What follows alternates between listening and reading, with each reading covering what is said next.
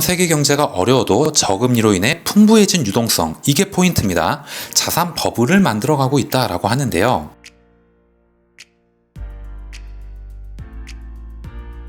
안녕하세요. 따뜻한 하루 그리고 독서 따독따독 시작하도록 하겠습니다. 오늘은 여러분들과 대한민국 재테크 지도 부자로 가는 마지막 비상과라는 책에서 2020년 자산버블의 시대가 온다라는 제목으로 해가지고 2020년 부동산, 주식시장, 자산버블과 양적 완화, 이러한 상황 속에서 재테크 방향을 어떻게 설정하고 나아가라 라고 하는지 여러분들과 주요 내용에 대해서 이야기를 공유해 보도록 하겠습니다.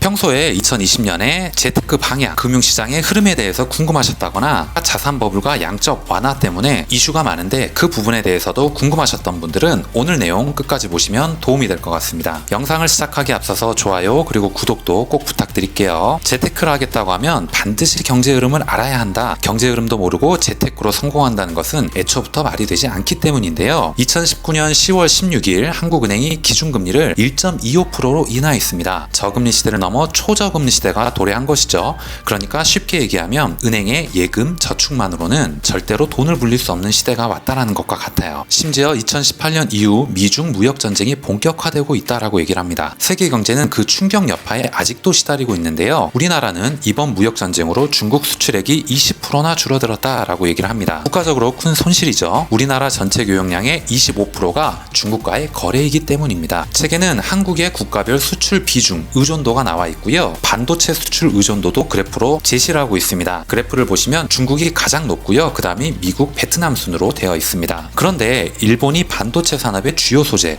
화이트리스트에서 우리나라를 제외한 사건이 일어났죠. 전국적으로 일본 제품 불매 운동도 일어나고 한일 무역 전쟁으로 확대도 되고 있습니다. 양날의 칼과 같은 것이라고 저는 생각은 하고요. 이러한 상황이 한국에 득이 될지 실이 될지는 한번 지켜봐야 알 수 있을 것 같습니다. 그럼에도 저자는 2020년에 자산버블 시대가 온다라고 하는데 이 말을 지금 의심하는 사람은 없을 것이라고 저는 생각은 해요. 2008년 금융위기 이후에 선진국들은 자국 경제를 살리기 위해서 양적 완화와 극단적인 마이너스 금리 정책을 펴고 있습니다. 여전히 경제는 불황의 터널에서 빠져나오지 못하고 있기 때문이죠. 이처럼 세계 경제가 어려워도 저금리로 인해 풍부해진 유동성, 이게 포인트입니다.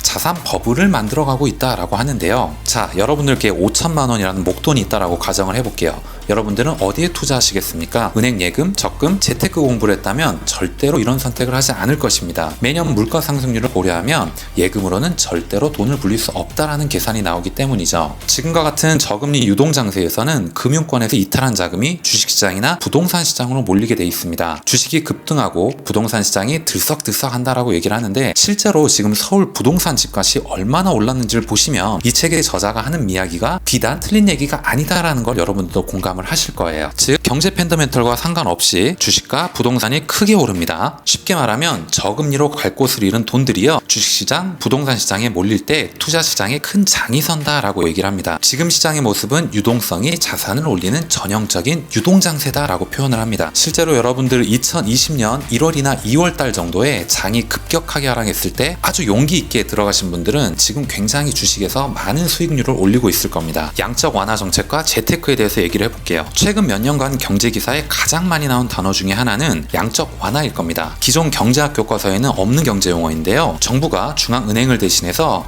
직접 시장에 개입해 국채를 매입하고 통화를 늘리는 정책이죠. 쉽게 말하면 자국 경제를 살리기 위한 인위적인 통화 경제 정책이다 라고 표현을 합니다. 양적 완화를 처음 추진한 나라는 미국입니다. 2008년 금융위기가 발생하면서 미국은 경제를 살리기 위해 양적 완화라는 통화 정책을 들고 나왔습니다. 당시 사람들은 헬리콥터에서 돈을 뿌리는 방식이라고 비아냥대면서 헬리콥터 벤이라고 부르기도 했죠. 그때 연준 의장이 벤 버냉키였기 때문인데요. 양적 완화 정책은 미국 달러의 가치를 떨어뜨립니다. 미국 달러의 가치가 떨어지면 미국 상품의 수출 경쟁력이 높아지죠. 무슨 말이냐면 과거에는 이 펜은 1달러에 수출을 했다면 미국이 달러의 가치가 떨어지게 되니까 똑같은 볼펜을 0.75달러에 수출할 수 있다는 겁니다. 그러면 수입국 입장에서는 싸기 때문에 똑같은 상품을 싸게 받아서 활용하기가 쉽겠죠. 결과적으로 미국 경제가 호전되는 효과를 가져온다라고 얘기를 합니다. 이를 지켜보던 다른 선진국들도 뒤따라 양적 완화 정책을 폈고 일본이 지금 펼치고 있는 아베노믹스도 같은 의미입니다. 특히 지금 미국 대통령 트럼프는 미국 경제 살리기에 올인하는 사람이죠. 심지어 트럼프는 그의 금리 정책에 반하여 금리 인하를 주저하는 연준 의장 제롬 파월을 향해 중국과 똑같은 미국의 적이라고 표현할 정도입니다. 이렇게 정리하고 있습니다. 여기서 우리가 중요하게 볼 것은 무엇인가? 이렇게 주요 선진국 모두가 통화 확대 정책인 양적 완화 정책을 추진하는 과정에서 세계 경제는 저금리와 유동성 확대라는 방향으로 나간다는 것이죠. 세계 12 경제대국인 우리나라도 이 흐름을 비켜나갈 수는 없습니다. 지금 한국 자본시장도 초저금리로 인한 유동성 확대 현상이 벌어지고 있죠. 일부 사람들이 모르고 있을 뿐입니다. 필자는 이렇게 결론을 내리고 있네요. 시장의 자산 가치는 경제 펀더멘털보다 시장금리, 유동성에 의해 결정된다. 미국을 포함한 선진국들이 양적 완화 정책을 지속하는 한 저금리 유동 장세는 계속될 것이다 라고 얘기를 합니다. 따라서 불황에도 불구하고 재테크 시장에 호재로 작용할 수 있다라고 결정을 내리네요. 지금의 주식시장, 부동산 시장 상승을 보면 납득이 충분히 되는 부분이기도 합니다. 오늘 이야기는 여기까지 하겠습니다. 오늘 여러분들께 말씀드린 이 내용들이 조금이라도 도움이 되셨거나 재밌게 들으실 수 있으셨다면 좋아요 그리고 구독도 꼭 부탁드리겠습니다. 다음 시간에 더 좋은 내용, 더 좋은 컨텐츠를 가지고 인사드리도록 하겠습니다. 감사합니다.